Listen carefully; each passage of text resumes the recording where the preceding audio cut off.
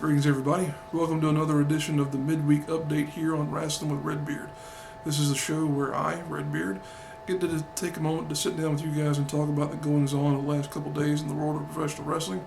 The show serves as something of a bridge between our main show programs. So let's get right to it and talking about what's been going on the past couple days here. First and foremost, I want to bring up the story that broke last week in regard to some leaked documents that came out of WWE. These were in regard to some memos that had been pushed around to their announcing crews. These were particularly interesting because people have known for a while now that Vince McMahon pushes comments and whatnot to the announcers, feeds them on the headsets and whatnot during the shows, but this was a pretty significant advance towards saying this is a whole culture that they're trying to develop, because the words that they were supposed to be using, the style of dress they were supposed to be coming to the shows in, it was all pretty well spelled out in these memos, and it was rather entertaining to read because it was very involved, and it just goes to show you the culture, as I mentioned there previously, that they're trying to adapt in WWE in changing the perspective of professional wrestling and no longer even having people refer to it as that. They forever have been trying to push the idea of sports entertainment, this, that, and the other. That really showed you a lot of the detail that they're going into and trying to get to that point. And this was, granted, some of these documents were from 6 or 7 years ago, but still, I'm sure that type of thing is still in play today, and that was when they were really getting into the bulk of trying to push these things down people's throats. So it was an entertaining read. It was a lot of material. I think it was maybe between 8 and 10 pages worth of stuff that was out there. But it was definitely worth reading if you're a fan and you like the insider stuff like I do. The source of those leaks has not been determined, in my opinion, or to my knowledge, I should say. It would be interesting to find out if it wound up being someone like one of the more recent people to depart the company, like Justin Roberts, for example, or one of those guys. Who knows? But still, it was an interesting story to keep up with there.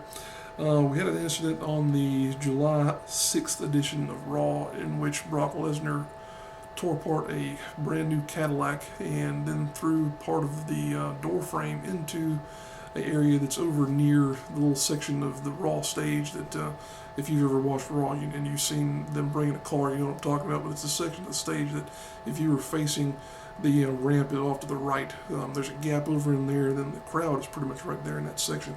Well, he threw part of the door panel over into that little void over there, and a piece of the door panel flew off into the crowd.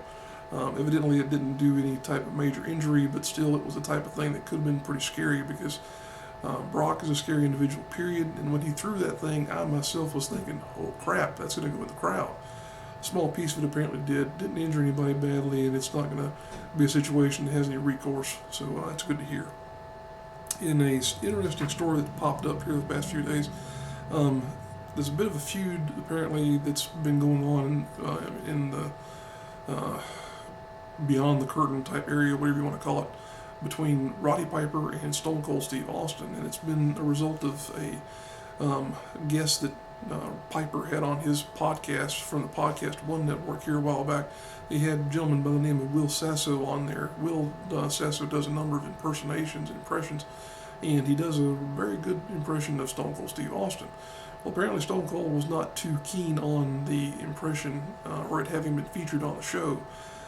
Stone Cold also has his own podcast on Podcast One. Evidently, he has enough clout with that particular network that he was able to get that particular episode pulled off of their archives.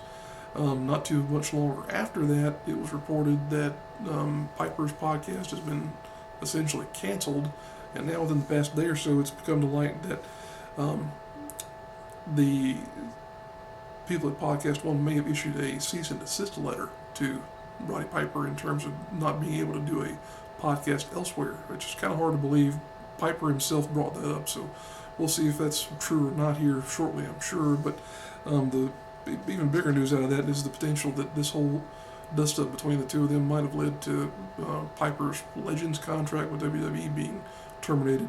I don't know if that's true or not. That's one of those things that's been pushed out there into the ether of the internet. So regardless, it's kind of weird that these two guys would have this major dust-up over something as trivial as a podcast, especially something along the lines of a guy doing an impression. I mean, come on.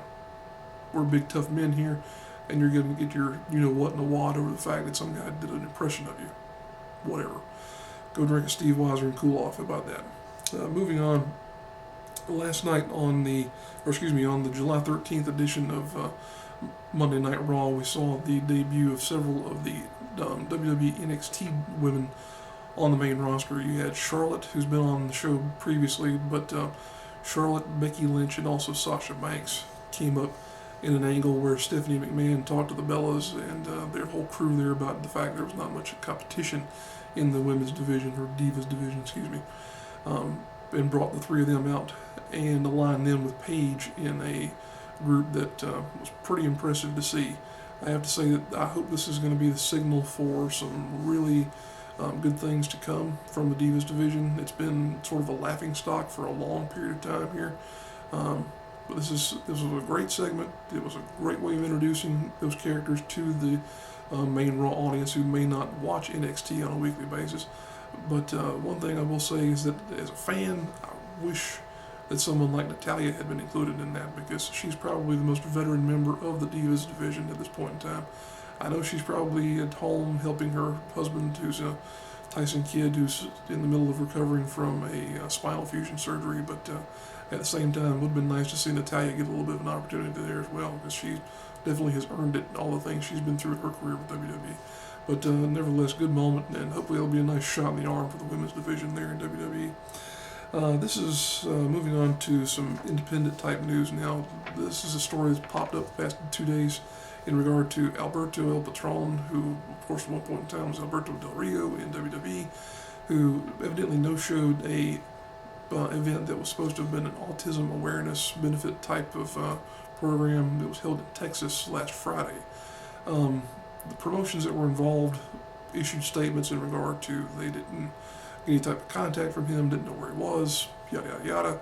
And then here in the past 24 or 48 hours, there's been additional news that's come out that says he's fine, he's at home, he's doing his own thing, whatever else.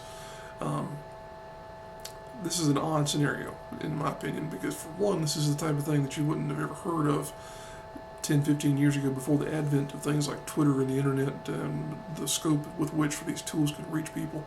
It would have been just, guy doesn't show up, promoter doesn't use them anymore, and then it's done. Well, this here, because of the fact that you've got the ability to spread this news around so quickly, has become a rather big story. I think it became bigger because of the fact that there was an implication made that Alberto may have been missing. That was the bigger thing to me, is that he could have in some way, shape, or form been injured or, God forbid, dead on the side of the road somewhere because of some interaction he had with an unscrupulous individual, but that doesn't appear to have been the case.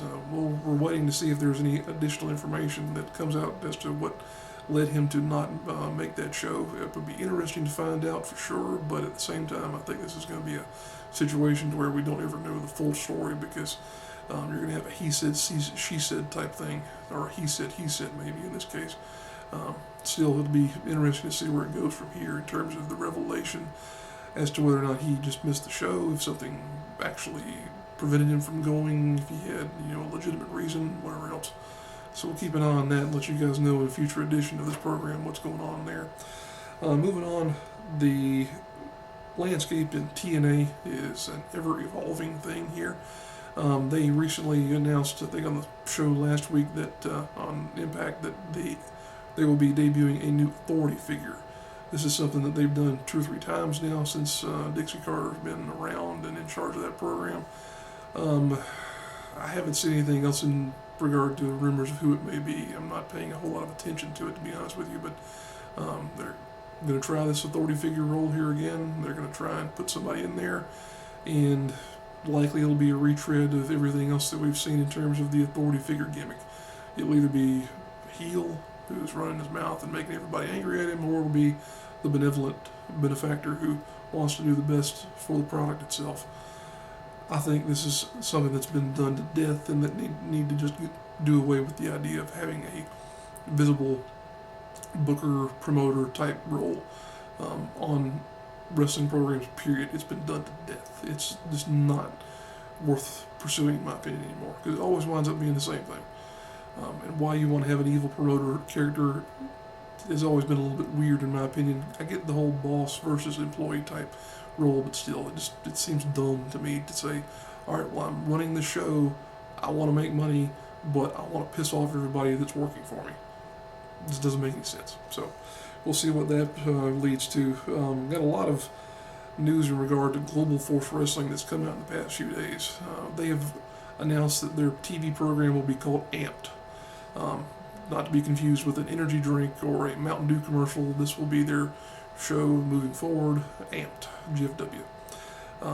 This in light of the fact that they have not announced any type of association with a network, time slot, advertisers, whole 9 yards there. They've got a TV show. They're going to be taping it in Las Vegas here about a week or so from now is where they're going to begin those tapings, but they have not released any pertinent details about where that show is going to wind up being aired.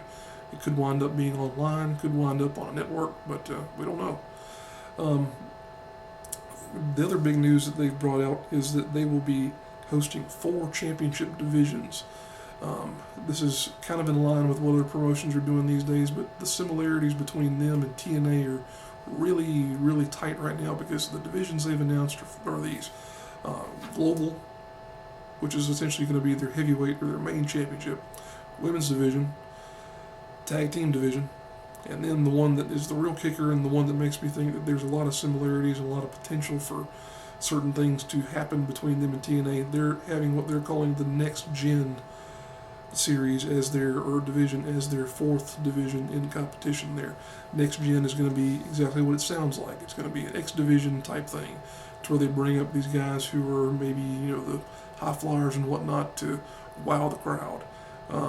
The fact that they were calling it Next Gen seemed kind of funny to me because here again you've got something that sounds like a retread of what's been done before. And of course, Jeff Jarrett, who's the owner of Global Force, he was involved with TNA and involved in the whole direction that became the X Division there. So it's probably not a surprise that he's got a retread of that happening in his own promotion that he's running here now. So we'll see what happens there. They've got guys like PJ Black, Jigsaw, Andrew Everett, and others involved there. So it may be something cool, but still sounds like more of the same in terms of what has happened with TNA before and what's happening with Global Force Wrestling now. There's been some talk of the potential for a invasion angle between Global Force and TNA, which the fact that Global Force uses a 6-sided ring, TNA uses a 6-sided ring, and there's these similarities now with the division breakdowns, and there's a lot of the same talent floating around. You just got a lot of potential for something to happen there, and I've made the comment to a couple people that I wouldn't be surprised if these two organizations wind up being one entity at some point in time. It kind of seems like it's going that direction, so we'll see where that goes here. Moving on to our local events segment of the program, we've got 6 events coming up this weekend that we're aware of happening in and around the Carolinas and maybe Georgia there as well. This is a big weekend for a crew up in the upstate of South Carolina. Battle Zone Wrestling is having their debut event at the Peach Festival in Gaffney, South Carolina. That's happening this Saturday, July 18th. I want to point that out because, like I mentioned, that's their debut event. Not too often we get to celebrate the debut of a promotion here, so I want to make sure we point them out. With that having been said, let's go ahead and roll the posters for this particular weekend. Check them out and make notes. We'll be back in a few moments to finish up the program. Appreciate you guys tuning in.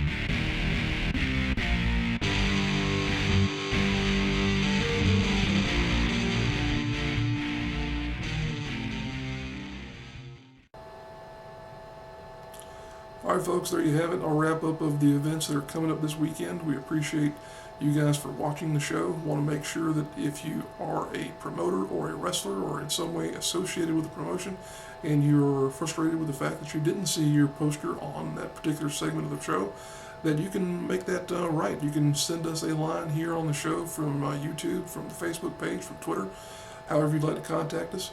And let us know that your promotion's out there having a show. Just forward us your poster and additional information about what's going on there.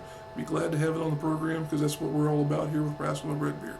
want to make sure that the local promotions and talent in this area get as much exposure as they can. That said, we appreciate you guys tuning in. This has been another edition of the Midweek Update with Rasslin with Redbeard. We'll see you down the road.